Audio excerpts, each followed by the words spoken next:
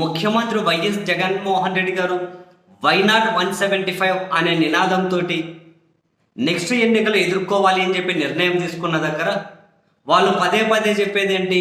ఆ why not 175 why not Kuppam అంటూ వస్తూ ఉన్నారు. కారణం ఏంటి అంటే కుప్పం మున్సిపాలిటీని కూడా చంద్రబాబు కాపాడుకోలేకపోయారు అని, స్థానిక సంస్థల ఎన్నికల్లో కూడా వైసీపీ అక్కడ పాగా వేసింది అని, వైఎస్ఆర్ కాంగ్రెస్ పార్టీలోకి టీడీపీ నుంచి భారీగా చేరికలు వచ్చాయి అని, చంద్రబాబు కుప్పంలో ప్రతిసారి పక్క రాష్ట్రంలో నుంచి కొన్ని దొంగ ఓట్లను తీసుకొని వచ్చి ఓటేయించుకుంటున్నారు. సో ఆ ఓట్లను ఈసారి ఎలక్షన్ కమిషన్ ఏరేస్తుంది. చంద్రబాబు గెలుపు అంత ఈజీ కాదు అని పదే పదే వైసీపీ చెబుతూ ఉంది. అండ్ భువనేశ్వరి గారు సరదాకు కొన్ని వ్యాఖ్యలు చేశారు అని చెప్పిన రాజకీయాల్లో సరదా ఉండదు. సరదా కొన్ని వ్యాఖ్యలు చేశారు అని చెప్పి నేనే పోటీ చేస్తా అని చెప్పి ఆ మేడం చేసిన వ్యాఖ్యలను కూడా వైసీపీ హైలైట్ చేసుకుంటూ చంద్రబాబు నియోజకవర్గం వదిలిపోతున్నారు, ఎటు ఓడిపోతాను అని చెప్పి కూడా వైసీపీ టార్గెట్ చేస్తూ ఉంది.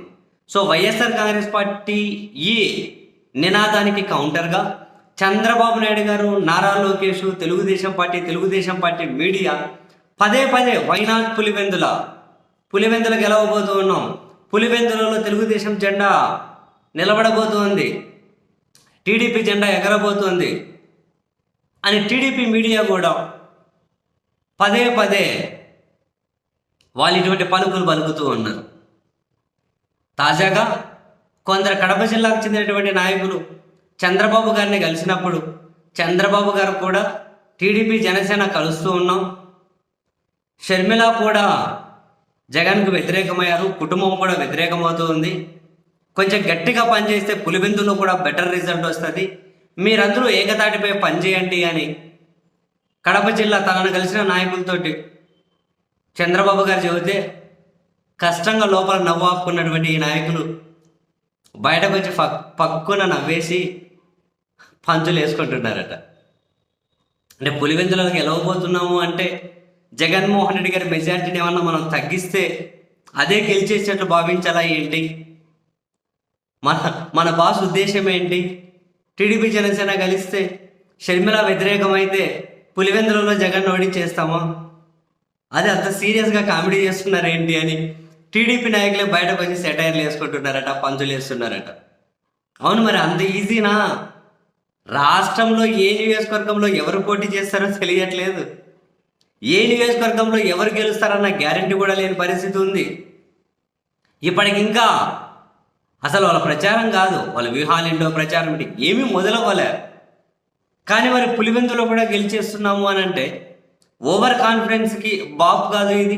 ఒకసారి పులివెందుల చరిత్ర మరీ వెనక్కి పోయి చూసుకోకుండా 2004 నుంచి రాజశేఖర్ రెడ్డి గారు పులివెందుల నుంచి గెలిచిన మెజార్టీ చూసుకున్నా, బేసిక్గా పులివెందుల 95 ఏర్పడిన తర్వాత 95లో మొదటి ఎన్నిక జరిగితే అప్పుడు కాంగ్రెస్ ఒక 62లో ఇండిపెండెంట్ తప్పితే 2009 వరకు కూడా కాంగ్రెస్ గెలిచింది. 2004లో దివంగత రాజశేఖర రెడ్డి గారి మెజారిటీ 40,000 పైన, 2009 వచ్చేసరికి రాజశేఖర రెడ్డి గారి మెజారిటీ 68,000 పైన, 2009లో 68,000 పైన.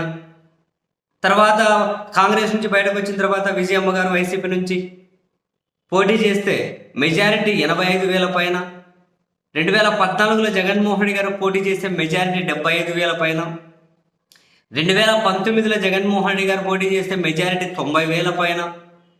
అక్కడ ఉన్న ఓట్లు కూడా తక్కువే, అందులోనే ఇంత మెజారిటీలు. ఎప్పుడు వేరే వాళ్ళు గెలిచింది లేదు అక్కడ. మరి ఇప్పుడు ఇక్కడ వీళ్ళు రాష్ట్రంలో వీళ్ళ పరిస్థితి ఏంటో వీళ్ళకి అంత కాన్ఫిడెన్స్ లేక బీజేపీ కలిసి వస్తుందేమో, కలిసి వస్తే కాసింత ప్రయోజనం ఉంటుందని చెప్పి ఆశగా వాళ్ళ వైపు ఎదురు చూసుకుంటూ అంతా గందరగోళ పరిస్థితుల్లో ఉండి పులివెందుల బెటర్ రిజల్ట్ వస్తుంది, మీరందరూ ఏకతాటిపై పనిచేయండి, మనకు పవన్ కళ్యాణ్, టీడీపీ, షర్మిల అందరూ కలిసి పనిచేస్తున్నప్పుడు అంటే షర్మిల కూడా అక్కడేమో ఓట్లు గెలుస్తారు అని చెప్పి ఆశయం.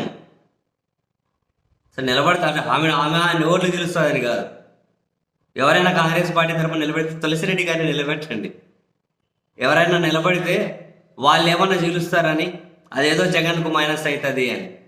సో మొత్తం మీద చంద్రబాబు నాయుడు గారి మాటలన్నీ విన్న తర్వాత చెప్పానుగా, వాళ్ళు లోపల నవ్వు ఆపుకొని బయటకు వచ్చి మొత్తం నవ్వేశారట పాపం.